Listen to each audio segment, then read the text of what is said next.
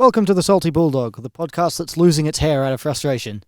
My name is Matthew Donald, and I have Nick Galea sitting opposite me. Welcome, Nicholas. Hello, Matty. Hello, everyone. And sitting next to him and opposite me also is Brad Sultana. Again, this is 9 weeks in a row, Bradley. Welcome. Oh, it's good to see it. Somebody's been counting, but yeah, it's good to be back again. Well, I know you've been making a point of it at the start of every episode. You're saying, "Oh, this is the third week. This is the fourth week." Yeah, I know. I was just roughly guessing. Yeah. So serious question. Yeah. Since he has returned, since he's been around for 9 weeks, do we try to make a DVD of it like the Saints did with the streak, winning 19 games? They made a DVD out of it. Yes. Or Tottenham for putting the pressure on. You couldn't help yourself. You couldn't help yourself, You're could making you? it sound like it's my 9th episode. I've done more episodes. I know, but How the is it? streak in a row, it is an insurmountable number. It's wonderful. We did better than all but one club in Europe last year, so Not good enough.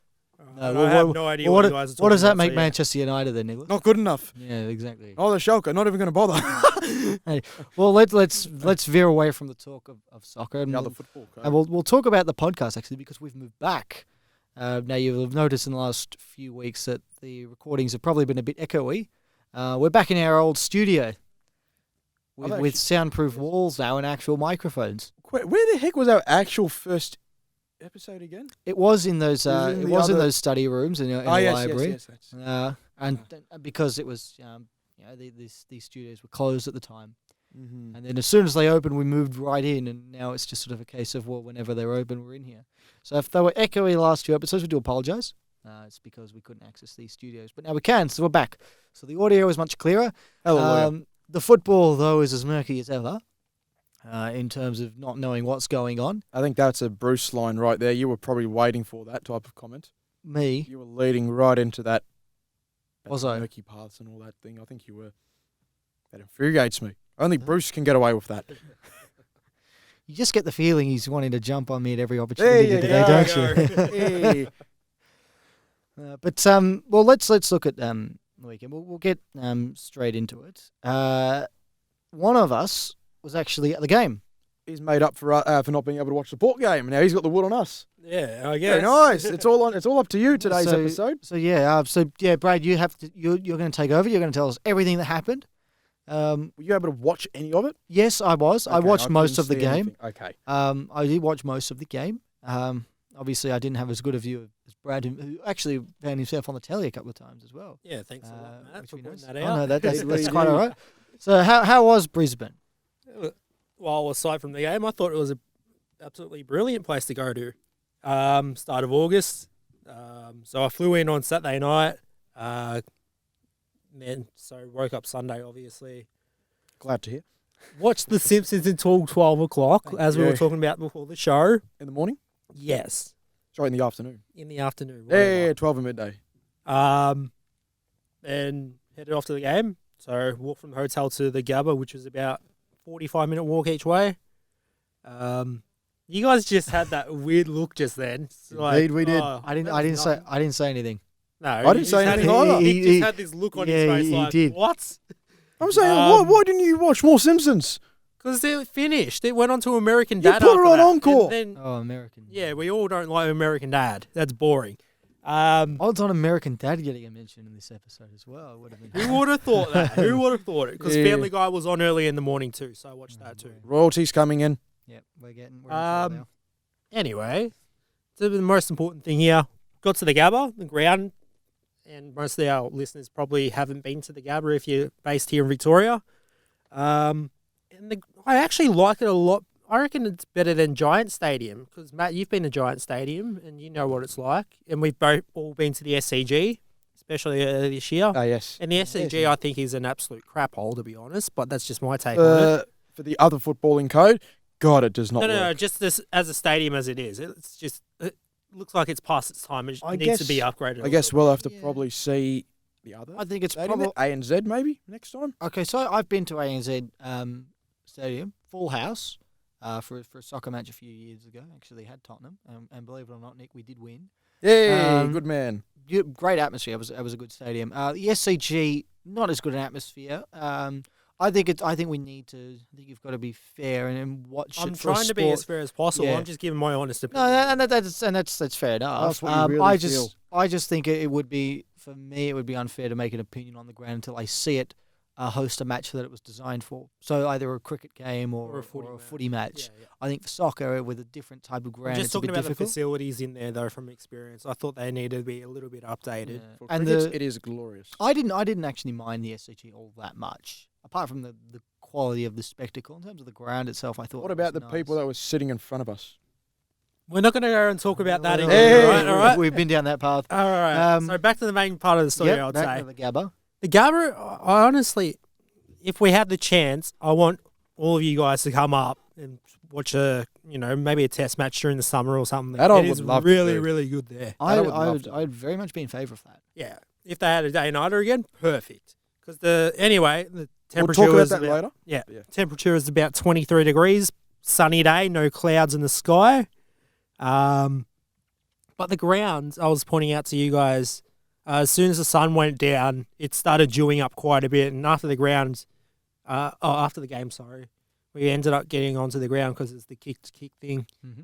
And I kid you not, it was slippery as it was when it's equivalent to when we went on the ground after the game in Ballarat earlier this year. It was that slippery on the ground. We might mention the dew. And you'd like to mention the studs on the boots. Mm-hmm.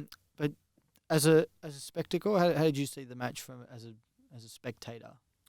I'll probably have to say Richmond kind of. Oh, Richmond, what the hell am I talking about? Shout out to you, Jason. Interesting.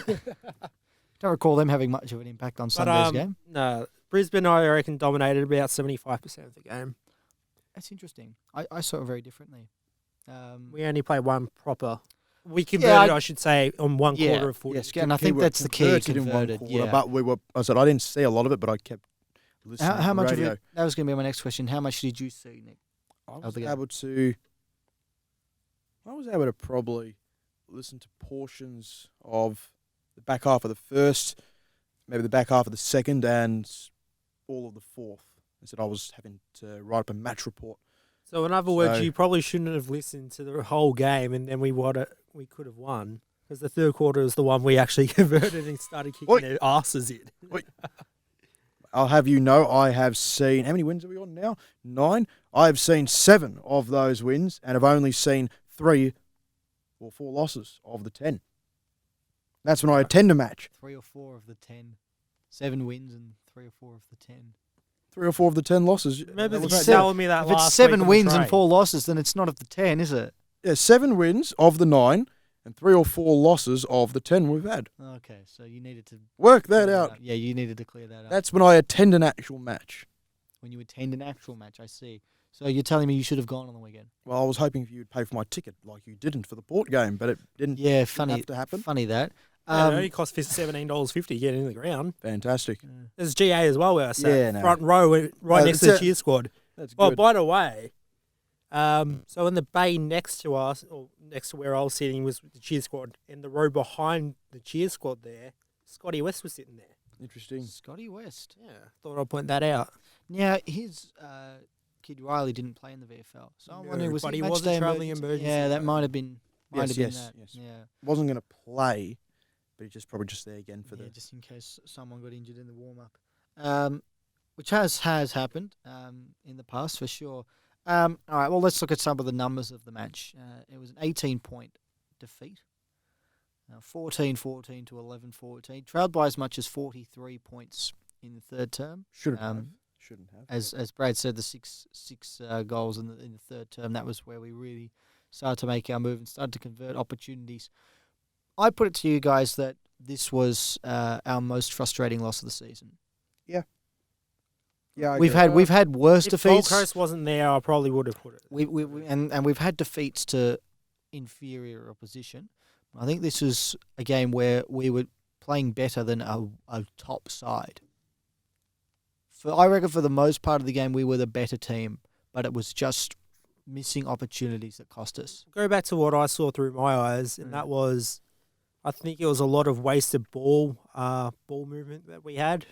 You know, wasted possession, especially, I don't like pointing out players, but Suckling had a shocking game on the weekend, unfortunately. But no. There were a couple that and that Lockie were very Hunter in a quiet. way as well. But yeah, they didn't seem to play with their normal. Well, they didn't seem to play as their normal selves. Something was off about them on the day. Too often I saw players passing when they should be going for goal. Yeah. Going for goal when they should But at be the passing. same time, I said this to Amber as well when I saw her after the game on Sunday. In the third quarter, we were fortunate as well because they did what we would usually do, and that was always when they're having a shot on goal, they'll pass it off and turn it over. Yeah. They They did would on try to 2 or take 3 that different extra occasions step. in that third Yeah. quarter. Interesting. How does that get resolved? The idea of The idea of When the- knowing what to do, or when is the time? yeah, to when's go? the time to be selfish and when's the time to dish it off? Is that just through experience? No, I think it's probably just more through natural nous. The ability to actually read the game. We haven't got too many on our list, and this is probably got to be worked on, that have that game killer in them. I'd probably say that we've got only about maybe half a dozen at most. To me, the rule of thumb is if you take a mark or if you gather a possession inside 50, you are well within your rights to have a shot for goal. To me, it doesn't matter exactly where you are. So to me, the first instinct should be to, can I get a goal from this? And if you know it's too tricky, then you dish it off, not the other way around looking for something better. Yeah. Take the Yeah. chance for it.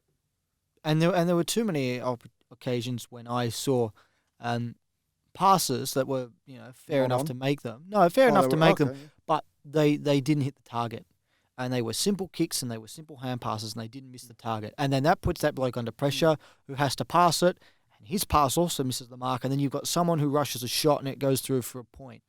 And the one that stuck out to me in the last quarter, I think we were trying to I can't remember exactly who it was. I think it might have been Hunter trying to pass it to Dale. And the kick was Dale's bootlaces.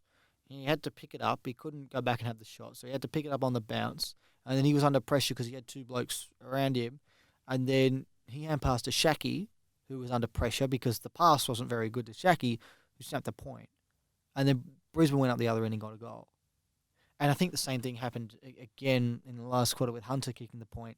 And they kill you when you got those opportunities and you can't make the most of them. You miss them. I think Bont in the post-game interview reiterated that point there, saying, this is not his words completely, but he mentioned saying, yes, it's be good to see a lot of the hard work, or it would be better to see a lot of our hard work not being undone in terms of By ourselves. Yeah, too.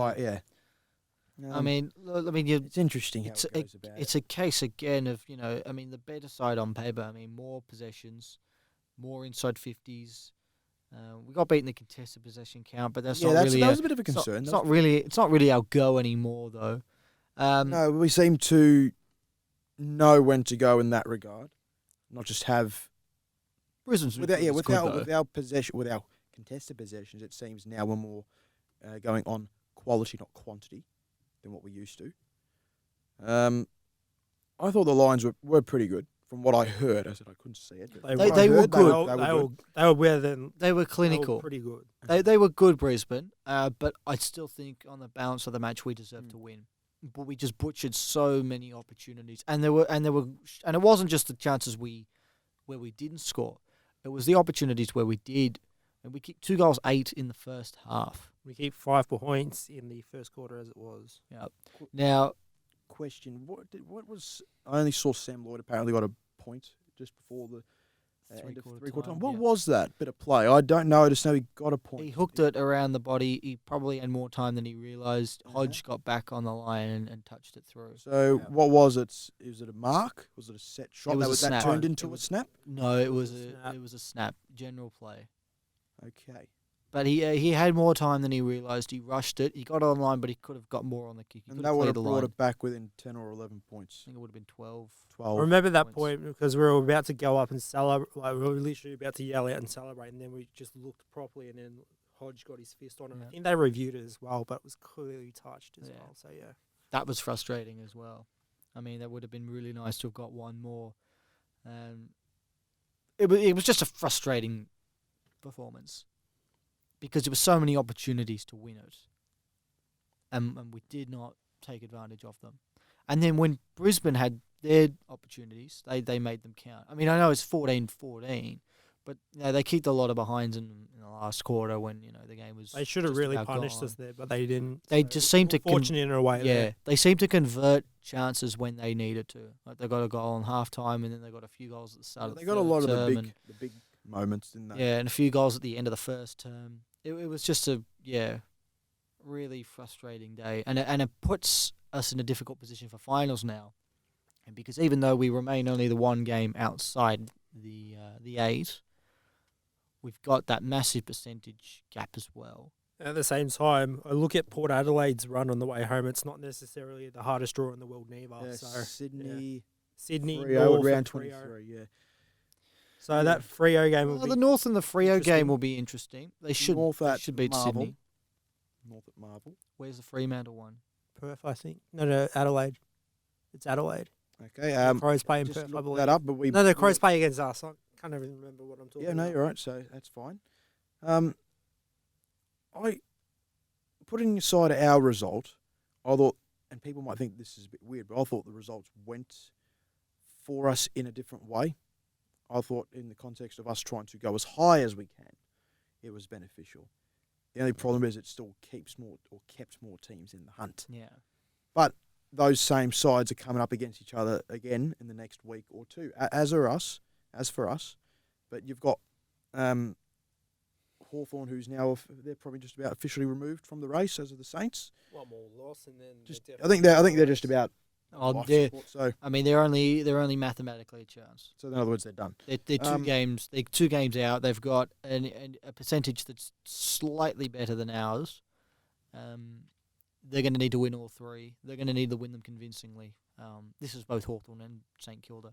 St Kilda's percentage is even worse than ours. Yeah, no. It's I'm not worried about them too much. It's about 84, whereas ours is 95. So there you can rule them out. They're going to have to win all their games for about 200 points. I think from round 11, if you were to run a ladder from round 11, we're sitting 5th.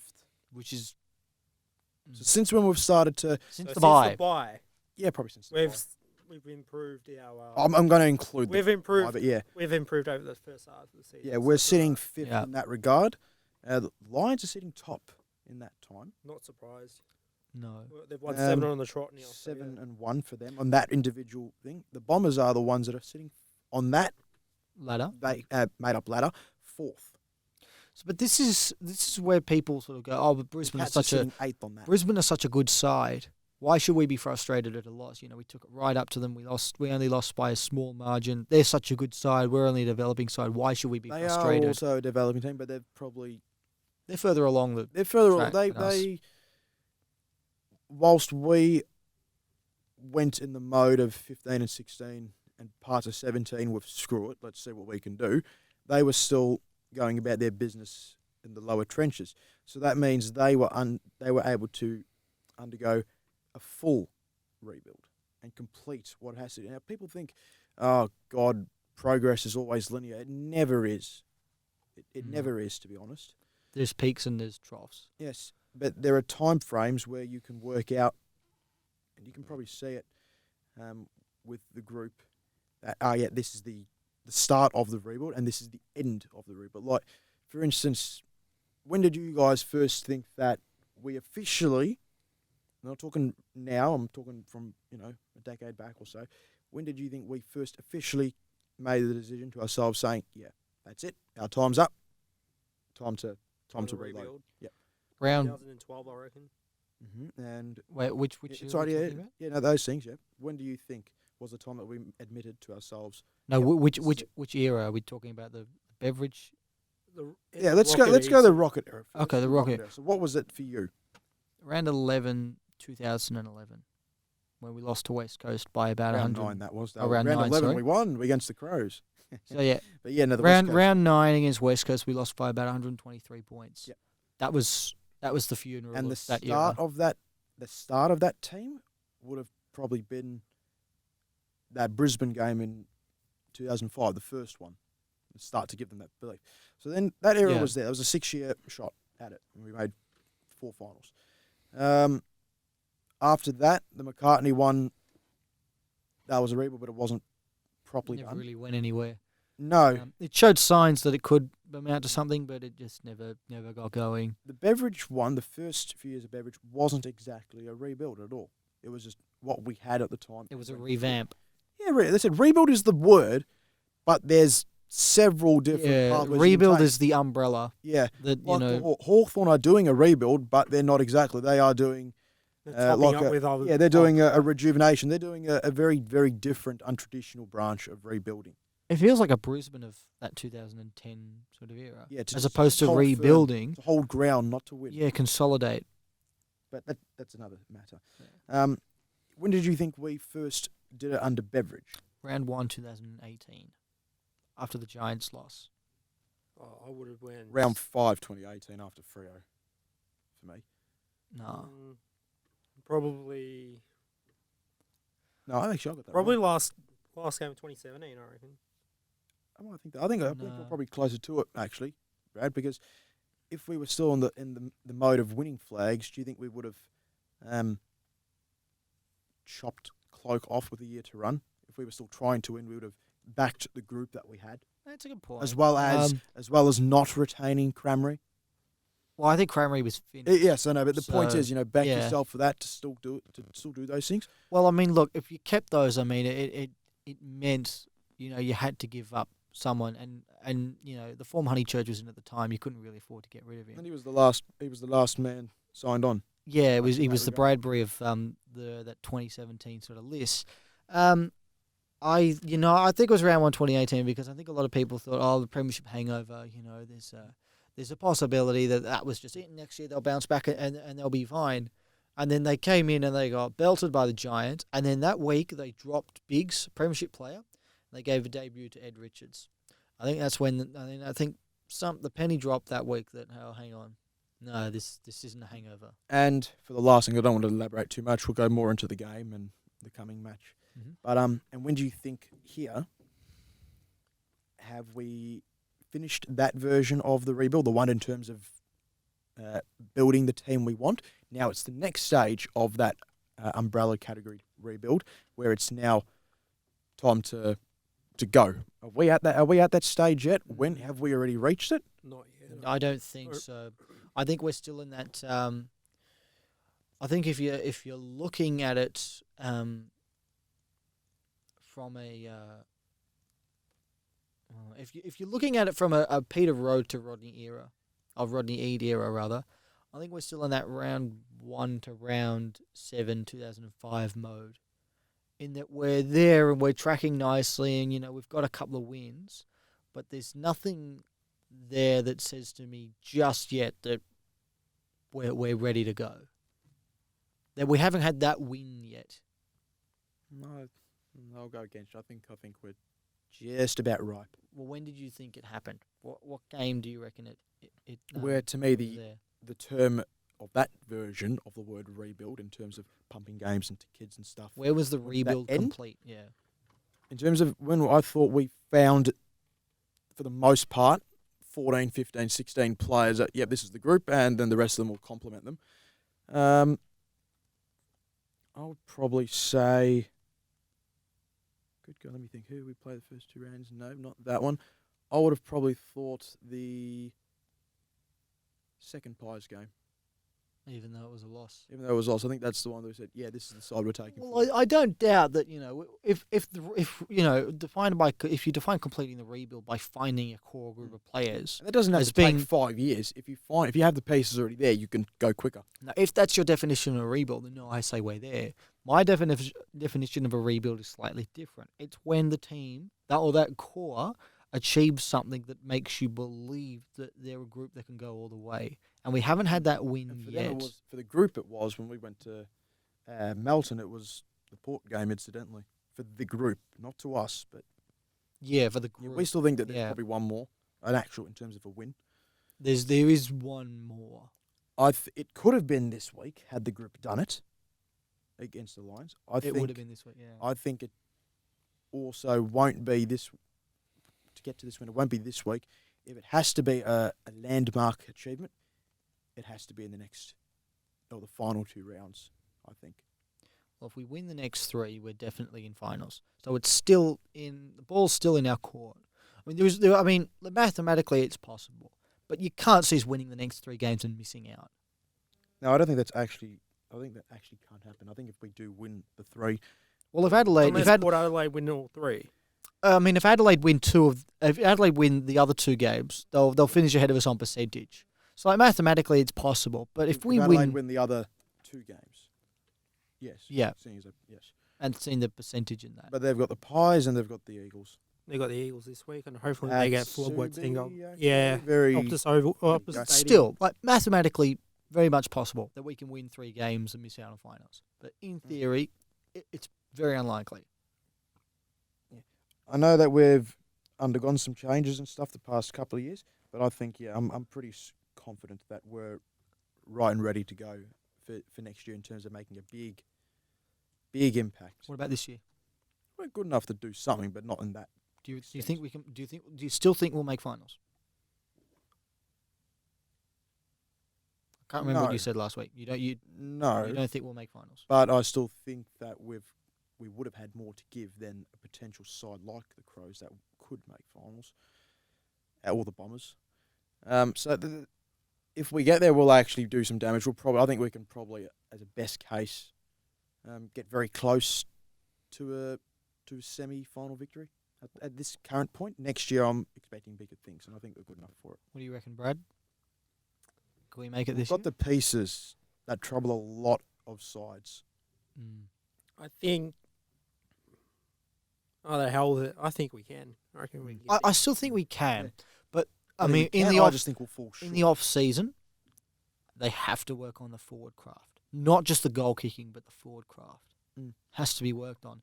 And one of the decisions I've got to make, and we seem to talk about this guy every week, but This is a big one. because he divides opinion for me. But Aaron Norton, not 2 goals, 2. Now the 2 misses he had were 2 very gettable shots in the first quarter. I think I was very angry listening to the radio at that. I was very angry being there because it happened right in front of me. Yeah, Right in front of me. Yeah. Well, like the Crow almost supporters? right in front of me. The Crow supporters robbed right in front of me. alrighty, Nicholas, settle down. It's just. Yeah. John Um, Anthony. The way he goes to a goal, like, has his set shot routine, it's just weird. Should he take the set shot, even if he's marked at 10 metres out? Take We the set need shot to at convince- 45 metres. We need to convince Steve Hocking to bring in a designated goal kicker rule, and always give the ball to Dixon. Look, Shackey, Lloyd, or Dale. That's it. now I'll never dispute Norton's ability as a footballer because he's a star, obviously. Even Matthew Lloyd rates him. We all know Matthew Lloyd, and we all know Matthew Lloyd's thoughts on the Dogs. Listed, was it him? Third, Was it 4th or 3rd? Was Third. it actually him that had that Yeah. list of Yeah, key yeah, forwards and midfielders? key position players. Yeah, key position players and midfielders, which another separate list that was. I think it had again Bont and He had Norton and English in top 7. that's it. Matthew yes, there you Matthew go. Lloyd of all people, Mm, rating 2 Bulldogs. Anyway, yes, um, isn't that nice? yeah, that was different.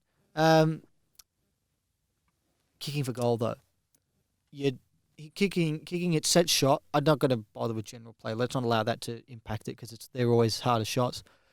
47% from set shots this year for Aaron Norton. Now, as the number 1 go-to key forward, you have to be doing better than that. That's not good enough. Oh, you should be doing better than that. But That's got to be. It's got to be up around 60, 65. that's still well above average. Still, as low as it sounds, it's well above average, 60%. Well, I mean, 6 out of every 10 shots. It's a little over half. You I should know. be doing that. If your job is to take marks and kick goals, it's half of your job. Yes, but then you compare to some other ones like Shackey, who's only going at 55, but that's actually apparently a very good ratio because you still have to count shots as those that fall short, those that get touched on the line, Yes. those that hit the blinking post or go out in the full. There are 5 or 6 different ways that can count as an actual shot for goal, and only one of them gets rewarded with 6 points. I'm just going to get it up now. So This year he's actually going at 69% This with is the who? set shot. Shacky. So he's going well above season average, which is incredible. I think he's in the top 10 over the past 2 years for best set shots, along with Mitch Wallace. I reckon he's drastically worked on his goal kicking since he's obviously come to us. Or since he's come to Yeah. us, so He's yeah. had one bad year in terms of goal kicking, and that was his debut season. But before his debut season, he was probably one of the most gifted shots at goal that the AFL Talent Pathways has ever produced. Is that? Do you reckon that was one of the reasons why he got picked up so high by Brisbane back in the 2016 draft? Other than having that family relationship, and he was also the Lark medalist, or I forgot the medal, but I think it was the Lark medalist in terms of breaking the goal kicking record at the national championships. Broke it from Tom 20, Boyd. 24 goals or something like that in 6 games, which is nuts Not for bad. an 18-year-old at the time. Incredible. Yeah. No, I still got hope. I think Nawson's had a great year regardless. Oh, for First sure. year forward, Yeah. he's had 50 shots at goal. What else could you ask for? He's had 50 shots at Maybe- goal. Maybe you more get them as accurate goal goals, kicking. But anyway, He's got 43 contested marks, leading the comp. And I did think about this in the third quarter Taking on Saturday 40 as of them well. Inside 50? Nuts. I don't want to keep on going back to Sunday, but Sunday was Sunday. It's just in general. I think if Norton moves up the ground more as our opinion of where he should be playing, centre half forward, Yeah, we high think, half we do forward think line. he's a centre forward. Yeah. And he pushes up even further, so towards the the wing or the centre, and he goes and gets those marks. Because he took another 10 marks on the weekend as well. Yeah. We did mention that. Is that 110 now? 110 for the season. We did mention that A bit low. every time he takes 10 marks, we either win or we lose very narrowly. No wonder. Just back that up again, Matt, if you don't mind. Yeah, so Um, so he's taken 10 or do you more think marks. Do you think we're a better side when he moves up the ground a little bit more often to get take those marks to help create Yeah. plays around the? I think the so. I think he'd fit I the think so. system better as a centre half forward than a stay-at-home forward. Yeah. The problem is If he was Shacky's 25 years old, then he would be perfect as a full forward because he's got the body strength to combat those types. Shacky's not a stay-at-home full Oh, forward. of course he is. Certainly because doesn't have he's the body another size centre-half for it, forward. yeah. He's And naturally Norton- half forward as well. But Norton- not a contested marking version, but he's a No. very good option. I like He's a drummer. Shaki. We He like can be a Shaki. drummer in a way as well. Yeah, He's tall, but he can. He's drum. agile. Yeah. He's agile He's enough. agile. Norton is not a one-on-one player per se, Not and it yet. sounds weird to say that about a guy that's leading the league in contested marks. But in terms of, he can't really outbody a player. Like, he can't ragdoll a player out of the way and take the mark. He's got to rely on his ability to read the play better than anyone How else. many of those 43, there's no number that I know of, but how many of those 43 contested marks, Yeah. and maybe of those 110 marks overall, would you say he has taken in a leaping fashion? Of most of them. I mean, I think of the game against Richmond. Most of them, he just sort of leaps for the ball and no, he doesn't apply any body contact on anyone. He just reads the ball better than anyone else. That's how he takes most of his marks. Exactly. And that's fine. And who does that? Centre half forwards. Yeah, and that's fine for a centre half forward, but for a stay-at-home full forward, the contests rather are going to be more physical. Or You're going to require it's gonna someone with a bit be- more strength. Or it's going to be a pure hit-up forward. What's Shaki? Hit-up forward. He Like- can like be a full Redpath. forward. Redpath yeah. was another one. Shaki can be a full forward. He just doesn't have the actual body strength yet to go with it. But he's got some traits that say he can. But if he's done as a one-on-one, no. And those that say bring Norton back, you do that, you're going to see the demise of Shaki. Yeah. Well, that And I most of mean the- that seriously. As good as I Yeah. like Shaq, you will absolutely hinder him if you remove Yeah. Norton, the focal point. Now that poses the question of what do we do at the end of the season? Now, Nick, I know you've been having some discussions with people. I don't know where you know them from or how you know them, but they seem to be pretty accurate For the most part. in terms of sources with trade period. Now, you're telling me that Isaac Smith, Yeah, I'd say that's pretty much just a done deal. Will be a done deal. What would you what is there a rumor of what may go the other way? No, he'll be paid all right with us, but I think No, in terms of Hawthorn's got a terms of couple what of we give father-son Hawthorn. chances. I think they might need some points too. Okay. So we might hand over our two-thirds, 40 and 43, which are tied into other clubs or something like that, which is nice. We've got 3 third-rounders this year. And I actually don't know who this footballer is. I just know that there is apparently a very highly rated forward that has sought us out. But I'm going to do some digging onto this. do you have a name or are you reluctant to? I don't know. I got no idea. The person did not divulge that information. But I'm hoping it's Darcy Fogarty from the Crows. Highly rated? To me, he's highly rated enough. I like him.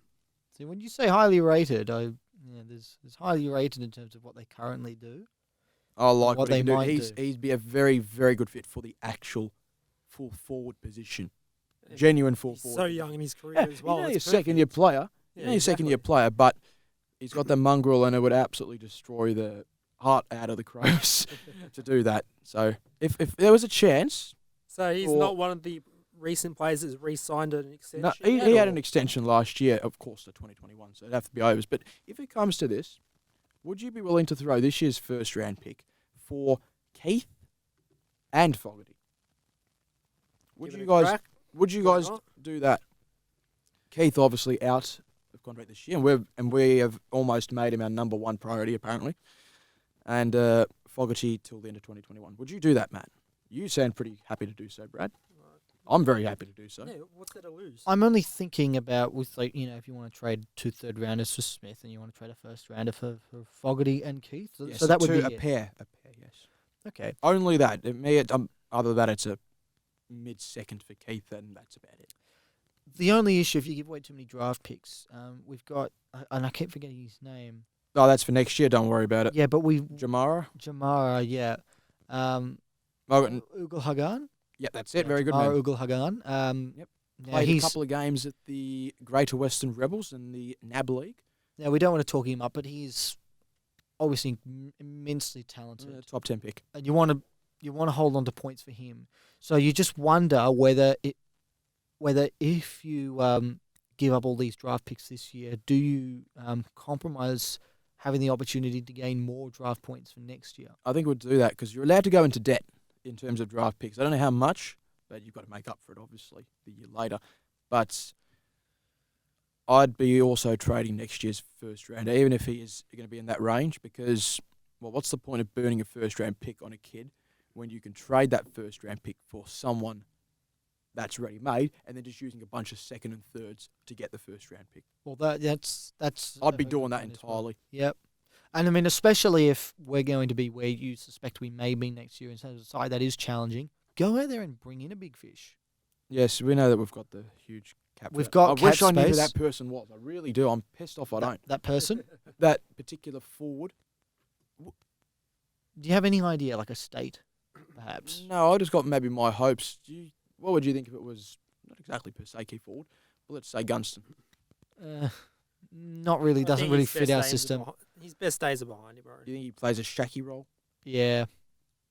He's not the stay-at-home forward. You know who'd be perfect? It'd be a good hit-up target.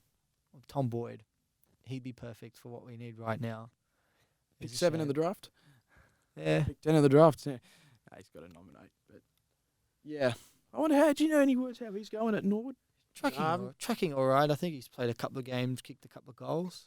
Nice. So he's going all right, I think, All for good. the most part.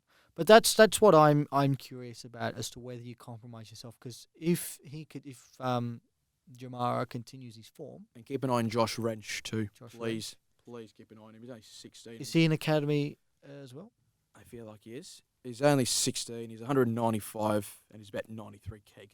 He's a monster. And he's already playing. So he's almost made in a way. Yeah, he's made. He's When they obviously say gonna be- ready-made, they were thinking. He's already going to Josh be Wrench. physically far superior than a lot of other footballers. And So that's, do you see him being like a Josh Kennedy type maybe in the future, or what do you see him as? I think he could. I think it's a good prospect. I think that would actually be very nice. I found it hilarious. I was watching The Chase a couple of days back, and they asked a question: which football club does Josh Kennedy is their leading goal kicker for? You know, Oh, and he said, and the person said Western Bulldogs. And What? God, I wish Josh Kennedy was at the Bulldogs. You've I'd love heard that. No, obviously the Eagles won, but I would have loved to seen that. And we almost got him 12 years ago. oh God. We tried to get involved in the Fev deal for Judd, but obviously Fev Fev wasn't deal keen for on Judd? going. Yeah, Fev, it was meant to be those two, and then obviously Kennedy was thrown up instead. We were trying to give pick 5 with Carlton's pick 3 for Judd. We get Kennedy in return. They get to Jeez, keep what a Fev. deal that would have been. Oh. Bloody hell. Yeah, obviously he would have turned into a fine third tall defender. But yeah, that was what was trying to happen back in 07. And then we got Spindleshanks. Oh We all boy. know what happened from there. We don't know At what least happened he's a good bloke though. He's a wonderful real estate agent. Yeah.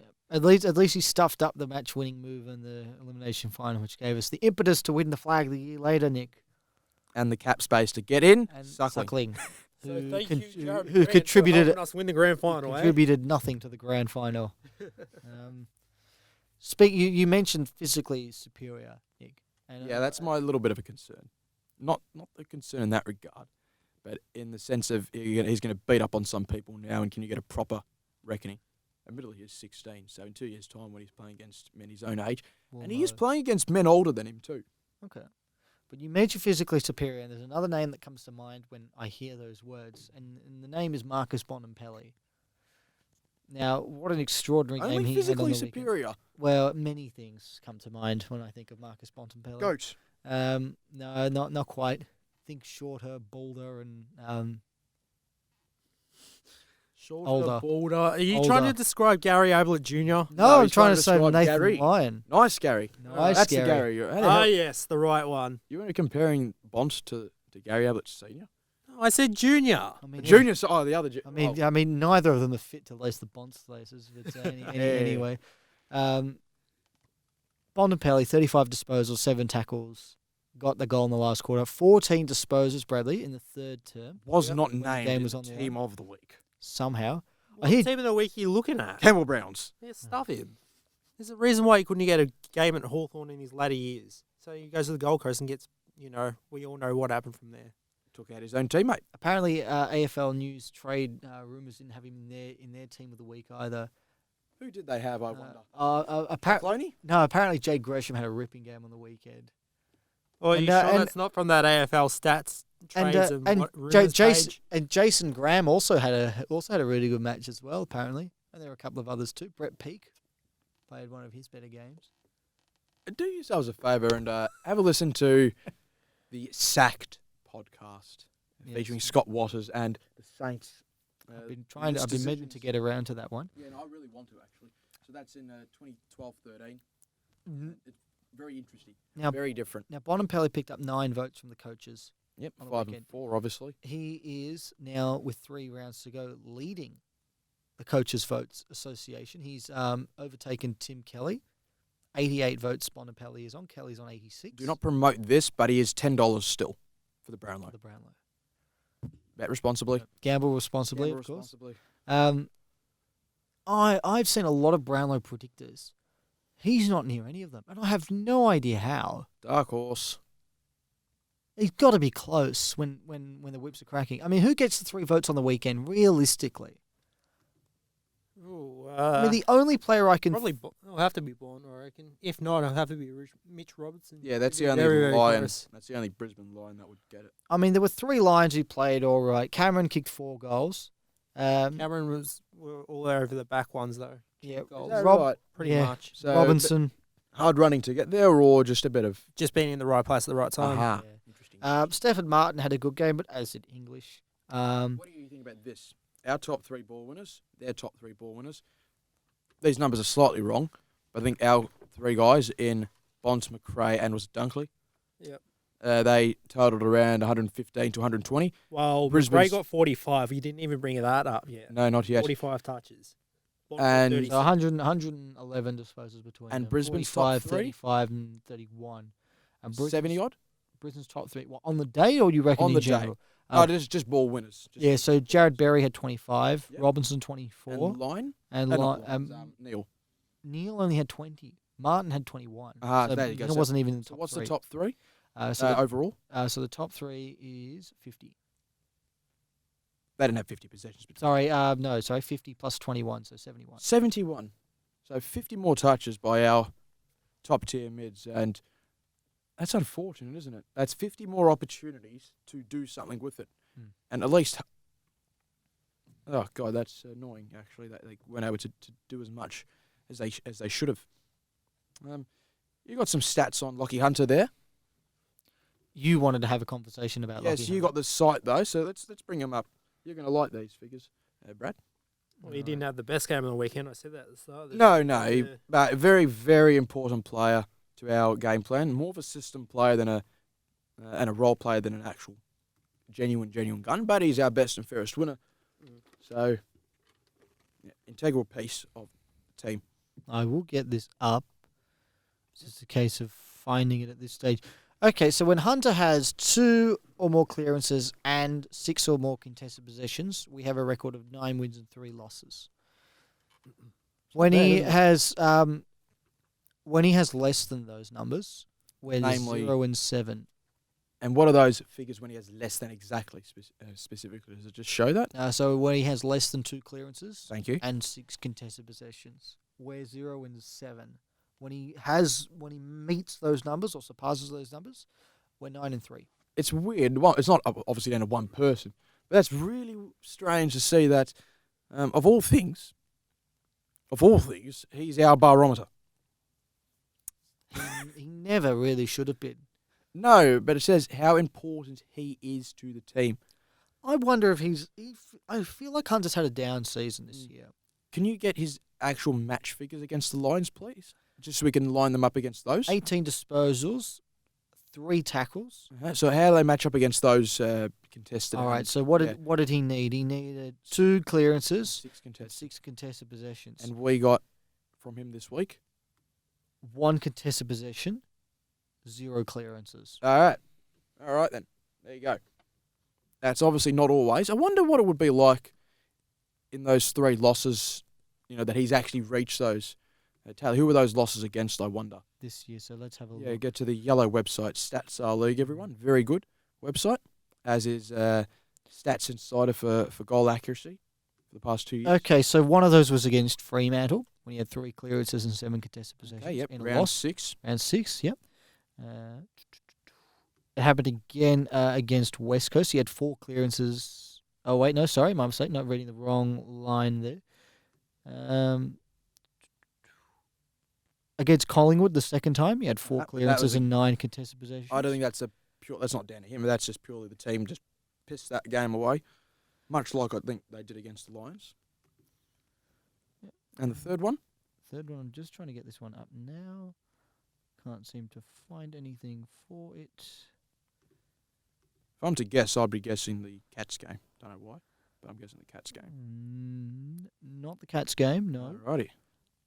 What have you found? So it's the Fremantle game. The Pies the second time. No, I can't seem to find it. That's all right. He had no, I can't seem to find it at this That's all stage. right. But That's all right. yeah, so what was it? The what did I say was the Fremantle game, which we probably should have won. The Collingwood game, which we probably should have won. Definitely should have won. Definitely should have won. They're the 3. Yes, and a missing one, which we'll find. Yep. But that's okay. Our Footscray boys got the win this week. Looking all right. Another 70-point win over Frankston. 19-10 to 8-6. It's bad. Look, people look at them and the Dolphins, that is, and just say, yep, they're just another side. They've actually been all right this year, to be honest. They've pushed a lot of teams. They are going to get overrun a fair chunk, but they've pushed Williamstown and should have beaten Box Hill 2 weeks ago. Beaten North, which is nice. I think they've given Port Melbourne a run, and obviously they gave us a run for 3 quarters. You were a little bit underdone for us, but still, it's an important win for the club, and it already says that we can't drop lower than 4th. Can we go as high as 1st, or is it just 2nd for us, do you think? Footscray. Let's see how many games are left. You keep going, I'll have a look at that. Because I know I'm just having a look here now. 3 games left, wouldn't it? Yeah, I reckon there's 3 games to go. We are currently 10 points outside. Yeah, 3 games so to probably go. not going to happen. We are only 2 points off second, though, which is Essendon at the moment. And we play them this week in the VFL on Saturday. So that We should go to that before the game Saturday night. What's this? What? so Footscray play Essendon this week. Saturday afternoon. I'm going to be in Williamstown. That's Well, right. you're You close enough anyway. you will be because Coburg are playing down Oval. Let's have a look at some of the numbers though. Jordan Sweet continuing his fine form. 32 disposals, 2 goals. Did you see the goal he scored out of midair? No, not yet, but Have a look at that. That was a rock contest and he just booted it. wowza. Billy Gowers. Now this will be interesting. 8 marks, 17 disposals, 5 tackles, 2 goals. straight for him. He's probably the best third tall we've got on our list at the moment. We haven't got many third talls. Does he come in this week? No. I start to wonder whether he's whether we've got all we can out of him. Oh, he's still got another 2. No, I mean, I just wonder if he comes in, does he improve the side?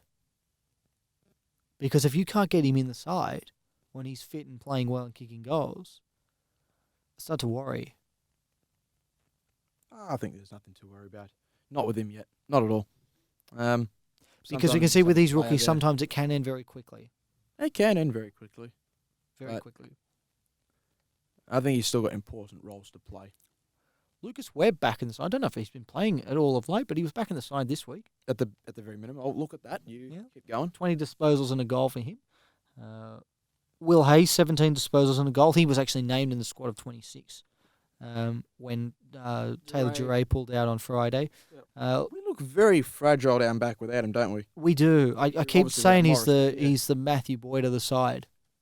He's the Matthew Boyd we never really replaced. Lewis Young, 10 disposals, 6 marks. There's talk he may come into the side this week. Josh Wallace, the skipper, 29 disposals and 3 goals. He had a ripping game, actually. That was Webb's first game back. Yep. Lynch with 13 disposals and a goal. Karmas with 11 disposals. Jong with 9 disposals. Kavara with 11 and 2 goals. Callum Porter and Lockie Young both with 12 disposals. Bailey Williams with 12 disposals. Apparently he had a quiet game. He didn't play all that well. If Crozier is out, which I hope he isn't still, I'm guessing it'll be Lockie Young. So and if you're going to go an extra tall down back? Tall. Not Lewis Young. Tallish. No. I'd be playing like a tall. I'd be playing Lewis Young ahead of Cordy. Yeah. One thing that frustrated me on the weekend as well was every time the ball would come down forward for Brisbane, Cordy will be about 2 or 3 steps behind his opponent. He always seems to be that way. It's just annoying. Yeah. It really I've been a defender of Cordy for a while, but on the weekend I started to lose a bit of that support. It's exactly the same as me. It just feels like it's again and again and again. Yeah. Every sort of time the ball goes in there, he's nowhere. Yeah. He's lost. His opponent's nowhere near him. He doesn't get to the ball. He gets out muscled by Charlie Cameron as a key defender and Cam Rayner. I'd be throwing him forward though, absolutely, because he's fine as a forward. He does all the right things up forward, but I wouldn't be playing him in the back line. He does the right things up forward, but he doesn't do much as a forward. I still think he's better at the moment as a forward than as a defender. I think he's a third tall defender or VFL. Yeah. Well, in fairness, we haven't had a lot of height down back. After Trengove, it dries up pretty thin. No, and I think he's been counting his lucky stars that he's played about 10 more games than he should have this year. Cordy? Yep. Well, who would you be picking ahead of him? That's part of the problem, because Lewis Young doesn't exactly rectify those issues, but he's a bit more quicker. Well, I mean, I've said Cordy's playing against people that are much bigger than him. Oh yeah, but now he's been playing against people that are smaller than him, and he's still getting beaten in the ball. I think that if you compare the 15-16 defence, and I showed you yesterday that 8-man rolling back line compared to the 6 or 7 that we've got now, who's the ideal? Who's been a perfect replacement wise for Fletcher Roberts? Now, obviously, I'm not saying to bring him back because he doesn't fit any problems, but that back line there, comparison is Trengove now. You compared Duray to Matthew Boyd. Who's our Morris at the moment? Seeing even when he was there, but who plays the Morris role now from what he used to back then? Likewise, who's playing the Bob Murphy role? Well, okay, so I argue that Wood role was Crozier now too. Yeah, so Easton Wood's playing the Crozier role. I'd argue that Duray is playing the Boyd role. Yep. Who's playing the JJ role of then now? Probably not. Caleb? Really, anyway. I don't know. Nah, I think it's still JJ, just nowhere near what he was. I could argue that perhaps even Caleb Daniels playing the Boyd role. Yeah. Playing either the Boyd or the Bob role. Probably doesn't provide as much run as Bob used to, but certainly the kicking is very, very similar in terms of regularly hitting targets and being the one that brings the ball out of defence. Who's playing the bigs role? Who do we have back there? You know who should be playing the Hamling role? Yes, that's one thing we haven't got. Now, who is playing the Hamling role at the moment? No one. It is Cordy. But it You shouldn't be Cordy. No. Should be a bloke with number 33 on his back. I don't know if you've Yes, noticed. I do agree. I don't know if you've noticed. Like They seem to be a very similar style of players. Yes, they got quick closing speed, the both of them. We haven't got one. We're sort of telling Cordy to play that role despite not having attributes that allow him to play the role. So he gets on a hiding to he gets a bit more of a hiding to nothing. But sometimes you have to put in more than what you've got at times. He's always been a campaigner and always fights. But that sometimes only gets you so far, doesn't it? It's like people criticising Trengo for not coming across quick enough. His job is to wrestle with the gorillas, and he's done a fantastic job at that since his return to the team. The only improvement we all want from Tringove is his kicking. Obviously, his decision making. His decision making. That's never going to happen. I said But last week he seems not on the He podcast, always but seems to be rushed. he seems to lack any conviction in anything he does. It always feels very indecisive with Trengove. Like he does something, but he's never really sure whether he should be doing that. It's like, well, I'm going to kick the ball now, but I don't know whether I should kick it, but I'm kicking it anyway. And it's just sort of, if he was sitting down, he'd be the one that's sort of doing something, but just looking around as he's doing it just to gauge what other people think of it. He's playing the Fletcher Roberts role, obviously with better body strength, but less confidence in his disposal, isn't he? That Sid was good at. I can certainly understand that. He's kicking he's had his moments this year, Trengove. Look, good player. He's not the best defender we've ever had. He's a solid stopgap, and I like him. He's all right, yeah. No, he's good. Yeah, he's one of the least of our problems at the moment. All right. Speaking of problems, Daniel won't play this week. We've just been singing his praises. He's got the hamstring problem. Yeah, well, I'm calling Supercoach this season then. Yeah, no trades left. I'm in Luke trouble. Ryan's out. Now bloody Caleb's out. Just can't win. Still in the hunt in all my comps. Screw you. I think I'm in the hunt still, but yeah, that Three throws trades left. that throws a spanner in the works, or a Josh wrench in the works. You were just waiting for a drum, like one of those. Disc. Yeah. Yeah. Well, what? I'll tell you what Who? he'll wait for later. Me in the parking lot. I should say punchline. That's what it should have been. Punchline. Punchline. Who comes in this week then with Daniel out? Do you reckon Lockie Young will be the one that comes in? If Crozier is not there.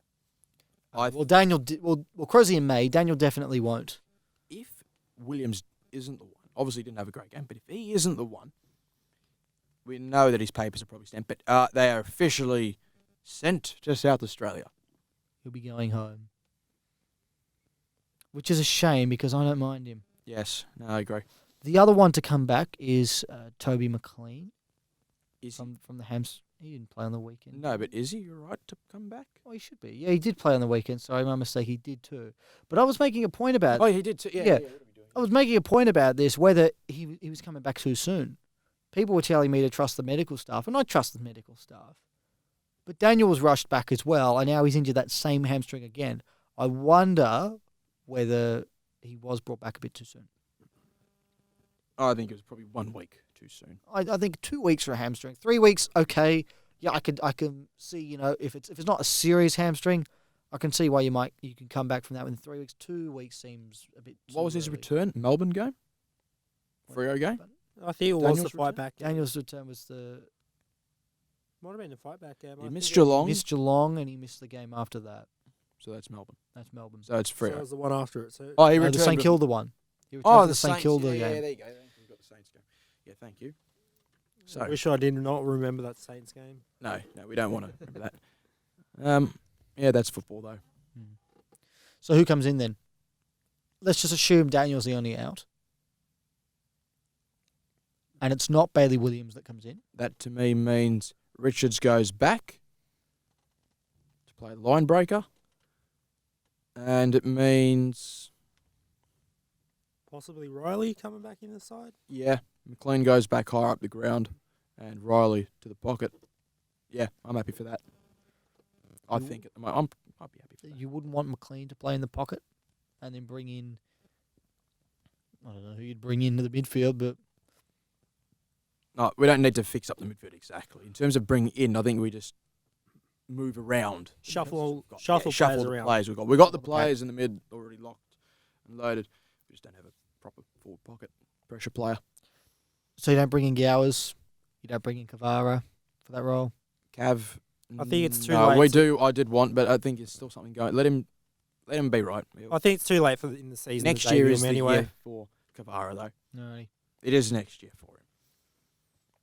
no room I for mean, Sweet. he was meant to have been almost ruled out, so I think it's even just brilliant that he's actually still No playing room with for his shoulder Sweet. issue. Wouldn't you want to? Oh, I'd be tempted to put Norton in the back line and put Sweet up forward.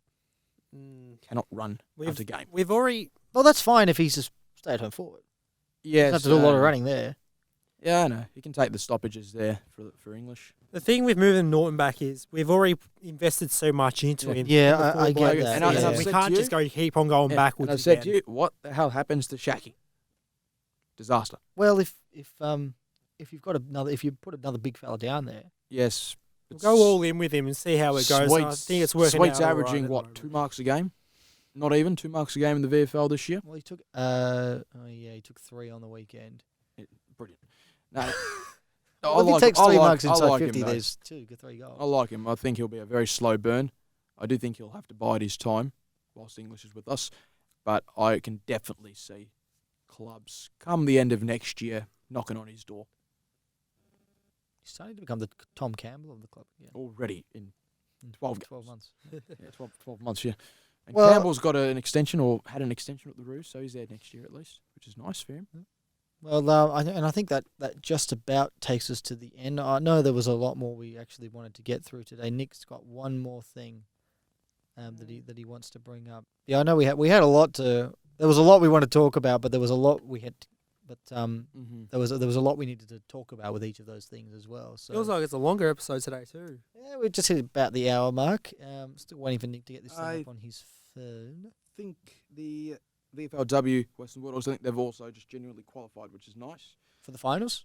Yep, I'd say so. We're sitting on 28 points, 7 wins, 4 losses, 120%. Do you take 120% for the seniors right now? We would. Oh, good Yes. God. The Southern Saints are at 184 and Collingwood 192%. So You that's saw Geelong's body percentage was crazy this season.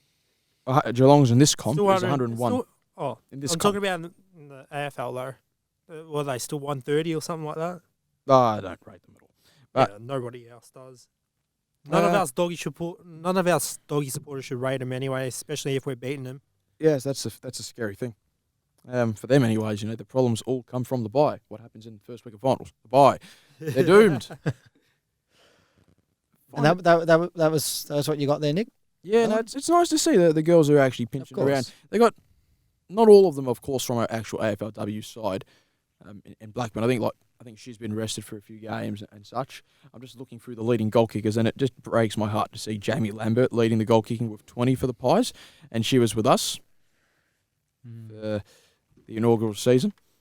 Yeah, that hurts. But again, that is football. So I think, yeah, we can pinch up to third, or we could drop as low as sixth. How many games there are left? 14. There are 2 matches left, including this round. There are 3 games left for the girls. Yeah. Right. And finals definitely I locked in. believe so, yes, from Just what a I can, case from of- what I can work Just a out. case of where they finish. Well, Yeah. we'll keep an eye on that one over the next few weeks. Yeah, it's Um, pretty much, unless we happen to somehow drop 48% with the game in hand over the team that is sitting 7th and 8th, we should be no worries. Well, we'll keep an eye on that one over the next few weeks. And we'll also be sure to keep an eye on Saturday night, Dogs Essendon, probably our virtual final for us. I'll be Um, very annoyed if we don't belt them by about 7 or 8 goals. Especially with Do their outs this week. to do or die match. Oh, I wasn't even counting those, so 12. Right, we'll wait and see on that one. We'll be back here next week to review that one with you. I do want to thank you, Nick and Brad, for joining us on Salty Bulldog again. Back in the studios this week. Always a pleasure to have you two with us. And to all of those listening, wherever you may be around the world, we thank you for tuning in, and we look forward to having you join us again next week.